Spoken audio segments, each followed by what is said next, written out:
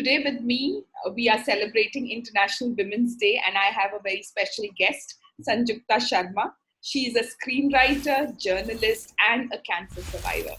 Welcome on board, Sanjukta. Thank you so much, Smita. If you could share us your life journey, it would be great. I was born in Delhi. I grew up in Assam, and till I was about 18, I was in Assam. I did my school and higher secondary there. Then I studied English literature in Calcutta St. Xavier's College, and then I came to Bombay to do mass comm. And after that, I started my career in the media, in print journalism specifically. So that started in 1999 with the Indian Express. Then I moved on to Tehelka, where I was part of sting operation. I covered a lot of things. So I joined Mint newspaper in 2017. I was part of its founding team. I stayed there for 10 years, like most enriching journalism experience of my life. And I became the editor of Mint Lounge, which is the weekend magazine of Mint in 2015, I think. 2017 is when I left Mint because I wanted to dabble in some other kinds of writing. I wanted to go independent, do some other stuff, spend time with my kid, who was 5 then. Then in August of 2017, I started developing some vague symptoms around my abdomen. It was nothing big. There was no pain. There was no fainting. There was no big issue there. I was not losing weight. So there were no specific symptoms, but medical investigation sort of revealed that I had stage 3 ovarian cancer. It came like a bolt from the blue. I have had issues related to gynecological issues before, but nothing prepares you for a cancer diagnosis, right? That happened. So, I remember waking up in the ICU, realizing that, after a surgery is what actually sort of revealed that I had cancer. I remember waking up in the ICU, feeling like a brick and, with like extreme pain and like kind of dazed and confused. And the doctor telling me, well, Sanjukta, you have cancer. I don't know, maybe it was the drugs. I was like totally like a zombie. It didn't really affect me then, but instantly I sort of realized that, yeah, there's a long struggle ahead. There's a long sort of fight ahead of me. So my cancer journey started from there. So I went through to like conventional treatment like chemo, another surgery. And then, sort of you come to a new normal. Your life is sort of transformed in a sense because it's almost like you're shaking hands with your own skeleton. You're like too close in touch with mortality at that point. And it's a journey, not just for you, it's for your family. My husband, my partner for like 20 years, and my daughter who was 5 then. So for the 3 of us, life kind of came to a halt. We were focused on getting through this. I can say I'm at a much better stage now. I'm in remission. I am on a maintenance medicine and I'm doing well. And so I started writing about cancer a lot of women's cancer, especially the shame attached around women's cancers, about ovarian cancer, my experiences losing hair, how that sort of affected me. So I have been, of course, I'm a survivor. I have gone through it myself, but I like to share my journey with people. I have shared it through my writing, through podcasts, multimedia, everywhere. My social media will be full of things about cancer too, among other things. So yeah, I think I have embraced cancer and I live with this new normal, which is different. It has its unique set of challenges, but life can go on.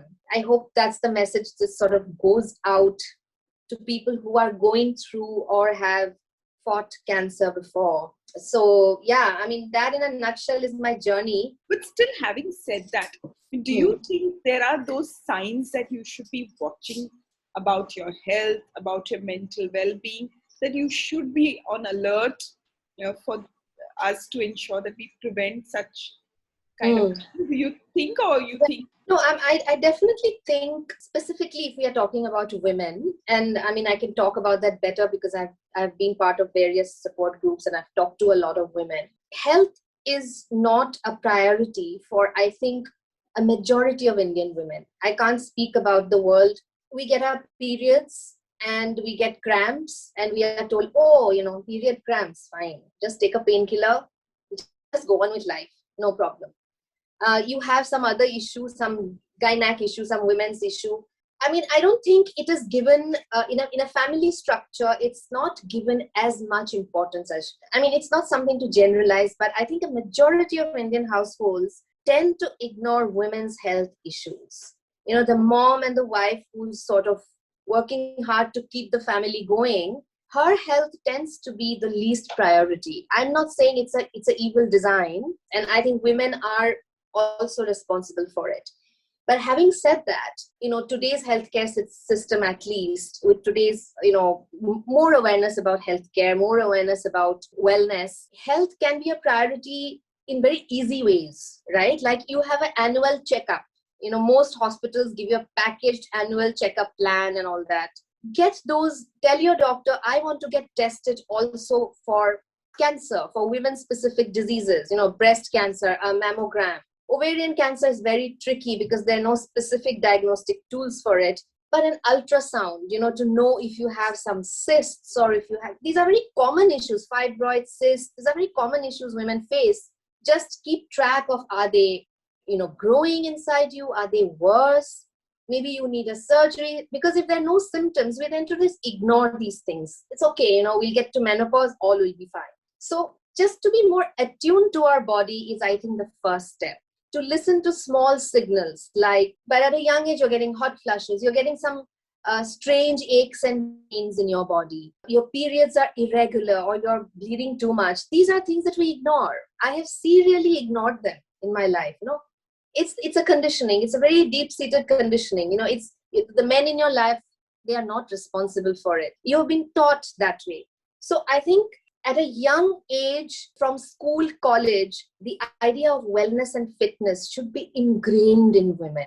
You know, we should not accept unreasonable weight gain in ourselves, thinking, oh, it's hormonal. Oh, I'm having, PMS. No, you can do something about that. You can definitely do something about it. These are things that I can talk about now. I wasn't like that either, you know. Yeah, so to be able to listen to your body, be more attuned to your body. And of course, you can't really separate mind, body, emotions, feelings. You can't separate all of those. All of those things are you, right? Like everything is connected. I think give yourself importance, take time out for yourself. That is the way everything is practice. You practice being attuned to yourself, to your mind, what you require, what maybe your body is giving you some signals, you know, just to hear it, to address it. Those are small things then that can like sort of go a long way, right? Like we are seeing a lot of other diseases, for example, in women. Cancer is not the only thing. There's endometriosis, there is polycystic ovarian syndrome. These are diseases that affect you, not as harrowingly as cancer, but they do affect you. And these diseases can lead to other problems. The idea of being healthy, being fit, it's a given for boys. Like boys are, oh, itna motu hai, khelta nahi hai, kuch khelta nahi hai, ghar mein gaming karta rehta hai. But for girls, it's not that much of a priority. You know, fitness and wellness should be a priority for girls, young girls from a young age. And that is like the first step, I think. And after that, of course, you know, making yourself a priority. That should be one of our priorities. We have many priorities and we do them all well, but like make ourselves a priority too. I mean, I think that's really important, especially after you've crossed a certain age, say 30, 40, you know. Could there be 1, 2, 3 things that is not negotiable, Sanjukta, from you? Okay. Three things, if I have to tell them that if you have to set yourself as priority, Smita, for me, if Sanjukta is giving a piece of advice, okay, what are those things that you should be doing, you cannot ignore from today? If I have to ask you that, what would be those? Don't be in relationships and ecosystems. It can be workplace, it can be a community, it can be your family. Don't be in places because you have to. Be in relationships, be part of things that empowers you, that you love. Get rid of useless things, useless people, useless relationships we tend to suffer because we think that, okay, we have to maintain the status quo. I have to have a great social life. I have to be good at a workplace and I have to be good at family also. Just declutter your life. Let toxic things go. That is number one for diseases too. Number two, annual checkup. And if your doctor is not suggesting tests such as a mammogram or an ultrasound of your uterus, of your abdomen, pelvis, insist on it. 6 monthly or 1 yearly, whatever test you do, I need to get certain tests done to know if I have any like women specific diseases. Often it's not part of it. In fact, now newer tests are coming up, like you can check for genetic preconditions for cancer, say for breast cancer or gynecological cancers. Why not get that done if you have the resources and the money to do it? Insist on tests to your doctors. If you're feeling, and related to this is, if you're feeling any kind of pain, discomfort, don't let your doctor shoo-shoo it. Demand an investigation. Demand that, no, I am feeling uncomfortable. I am feeling something. Can you please get it tested? That's number two. And number three would be, I think, a very, very simple thing I do. Take small steps to love yourself. One thing I do every morning, when I started doing it, was hilarious. I go in front of the mirror before I start my day and I say, I love you, Sanjukta. I try to give myself a hug and I say, you are enough for yourself. I love you. The world may not be with you, but I'm there with you. We are enough together. Self-love, decluttering, and regular medical tests, and demanding answers from your doctors, demanding tests from your doctors. Make time for yourself. Do something that gives you joy. Small things that you do that sort of brings your attention to yourself. That's very important. Do you think our system around has enough ecosystem to help a person or a woman who's impacted, especially in corporate world? Do you think we get an ecosystem where business can be usual when you come back, or during that, people around you, your ecosystem around you provided a comfort saying, don't worry, business will be as usual? I think the workplace usually tends to sort of HR, for example, HR policy is always one size fits all kind of policy always. For if you have a disease, so you get like some sick leave or you get leave of absence, and then you come back and you're expected to go back to whatever you're supposed to do, right? So I think it has to be individualized. You have to have window for dialogue conversation. When it comes to cancer specifically, HR usually have to address two things: privacy and protection. A lot of cancer patients go through cancer. They want to come back to normal life and not really talk about it. I want to go back to where I was. I don't want to talk about it. I don't want anybody to know. Some people don't even want anybody to know. In that case, you can't really do much about it. But if your employee has communicated that they have this disease, it's a life-threatening disease, they have to go through expensive treatment, they are looking for support, I think it has to be individualized. At what stage is that person's career at? Can you facilitate work from home if they're able to? Can you ensure that there's a gradual return to work? Can you ensure restructuring of their role? A person who has gone through, say, breast cancer. Now, breast cancer is almost like an epidemic, Smita. It's the truth, sadly. I mean, the statistics of breast cancer is staggering. The highest number of cancer among women is breast cancer now. Breast cancer cases are rising alarmingly, especially in urban areas. So it has been linked a lot to lifestyle, diet, and various other things. So, but breast cancer also has great survival rates. The 5-year survival rate of breast cancer worldwide is something like 85%, which is great, it's a great number, You see so many women who have gone through breast cancer and they've gone back to normal life. A woman sort of comes back to work, say, after having gone through her treatment and whatever. It has to be an individual approach. Now, is that person single or has a family? Does she want her colleagues to know? In that sense, how should that be communicated? Would she like restructuring of her role in the company to suit her new normal, right? That can be done. She may not be able to say do late hours. You can't put yourself to that much of stress. That restructuring, is that possible? So I think a conversation is necessary between HR and that person. And individually, companies have to sort of be sensitive and proactive about it. That is the only way forward. Every person who has cancer is different. So you can't really statistically define that breast cancer is this and lung cancer is this. And, even after a stage 4 cancer, some people can be very healthy.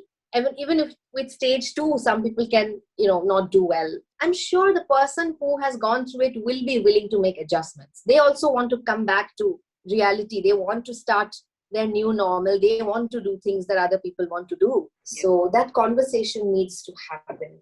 But larger organizations actually think that everybody is taking advantage, right? Is there a message from you to these organizations? I want to send out a radical idea here.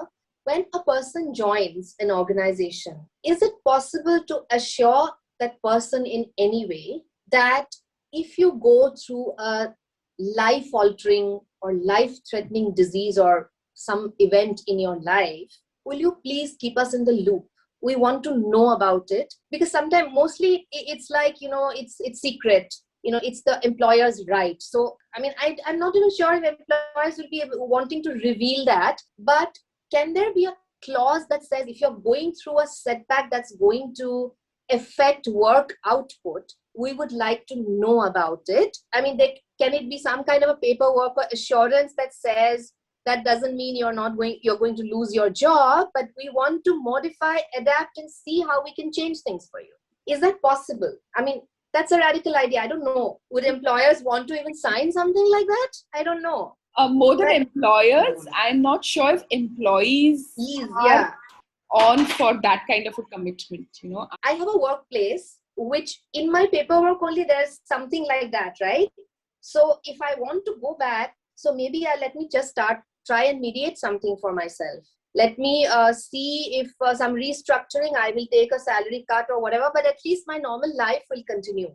I would be open to something like that. If something changes in my designation or work, but I go back to work and individually customize.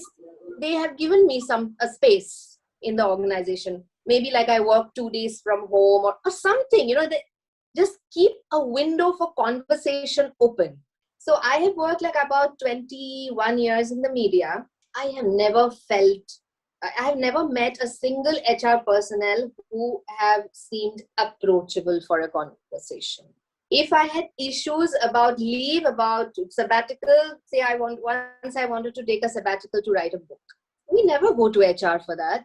I'll tell my editor, and my editor will write 2 mails, and the 2 mails will be whatever. Then someone say, oh, she's in charge of that. So it's like it's like this rarefied one office space where they're taking sort of all decisions about your career, about your salary, about your this, about your that, but you don't get to meet them. They're like these faceless people. And when they do some kind of HR sort of workshop, this, that, it's for something so banal, like it's human resources. Your editors, your boss, your editor is not supposed to be doing that for you. HR is supposed to be doing that for you. My child is adopted, okay? So when the baby was coming home, I was super excited, and there used to be this HR lady who, by the time I was deputy editor, so I was kind of dealing with HR for hiring and this and that. So I had a bit of a rapport with the lady. And I first asked her that, okay, my adopted baby's coming home. So am I going to get paid maternity leave? And she said, no, it's impossible. We don't do that. So I'm sorry, but you go and come back. Then I went to my editor, told him that, okay, I checked with HR, and my editor said, why did you go to HR in the first place? They wouldn't help. I have to do this for you. And he got that done. And I got paid maternity leave for 4 months. Dealing with HR, it feels like sometimes, you're breaking your head against a wall. They are just too much of suits, boss. But I have 2 stories. Actually, this came when you were talking, this struck me. Getting into a conversation, I was chatting with an old friend of mine, old colleague rather than a friend. She's looking for a job, right? And so I asked her for her resume. I said, okay, let me help you find. I saw her resume. She has worked with some excellent organization after quitting where we were working together. So I said, why don't you go back? And she's come back from outside of country. So I said, in Bombay, this company, I know them. They are my client. Why don't you go and ask them? Mm. So she narrated an incident. She says that I was in a very abusive relationship, which had Mm. impacted my work at that point of time. So Mm. they do not remember me with a good frame of mind. Did we empower her or give her the courage that if you're facing abusive relationship, you speak to us and we will help you through this? Yeah. Okay, Yeah. how are we making the difference? So I took a step back, and I know that organization, some people in that organization, and this has been Mm. going in my head that can I speak on her behalf? Yeah. Okay, will, Yeah. how will it happen? How will they, Yeah. while I know them not on personal level but on professional level? Another Yeah. story that comes to my mind, I know Yeah. somebody very close to me. He's a man. He's undergoing some family issues. Every day he's so stressed. Worry is that if his colleagues get to know about it, promotion, his career progression, all Mm. will be at stake. Now, this Mm. is the kind of society we have created. Yeah. Like your points that can we share? I do not know what to respond to this. Yeah, yeah. In my experience, it stems from organizations not making people feel comfortable to be vulnerable. You know, vulnerability is seen as a weakness. You may be a great performer, but emotionally you're vulnerable.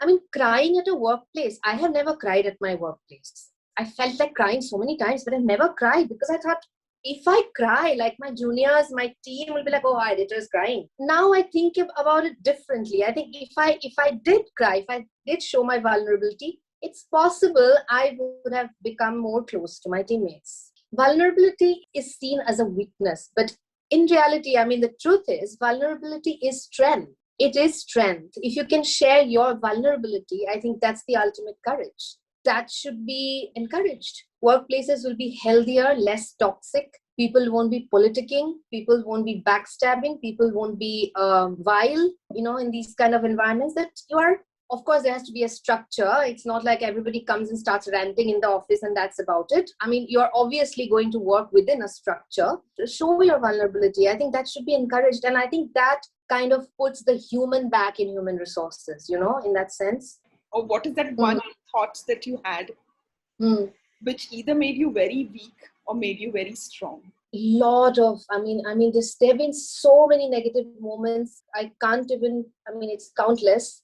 It's a continuous work in progress to sort of get up, do the thing that you're supposed to do that day and look forward to the next day. My biggest strength, I've never been a person who sort of is very open about my emotions. Like I'm like that now, and I feel very liberated, right? I've always been like, I've been efficient and I have like got the right promotions and I've got the right raises and all that. And I have done the work always. I've met my deadlines.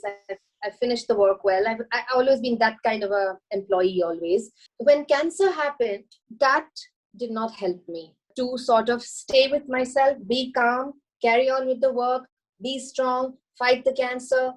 This kind of narrative to myself, like this kind of self-talk did not help me at all. It just kept on bringing me down more and more. The moment I realized that I should reach out to people, I should share it, and I should share my experience of what I'm going through. I should reach out to women or people who have gone through it, a similar journey. That's when I found strength. That's when I thought, yeah, I met women who have gone through cancer and they're doing various things in life. I met those women and I felt positivity. I felt so much hope, because when cancer happens, the world suddenly changes, So the rest of the world is like going on with their routine and like, drinking their coffee, going to a bar, drinking, coming back, working, but your life has changed completely. To be able to withstand that, if you like make yourself more and more insular and say, oh, I will just find the strength within myself and I'll carry on and I will do this and that. No, that's not going to work. You have to reach out. You have to share that, look at me. I have gone through this, but I'm like you. I can do this too. And there are a lot of taboos associated with diseases, right? And a lot of preconceived notions that, oh, they've got cancer, so sad. Like, I don't even want to broach it. It's a very sensitive topic. People also don't know how to deal with. People don't know how to talk to you. They just say, oh, you're so brave. Even without hair, you look so good.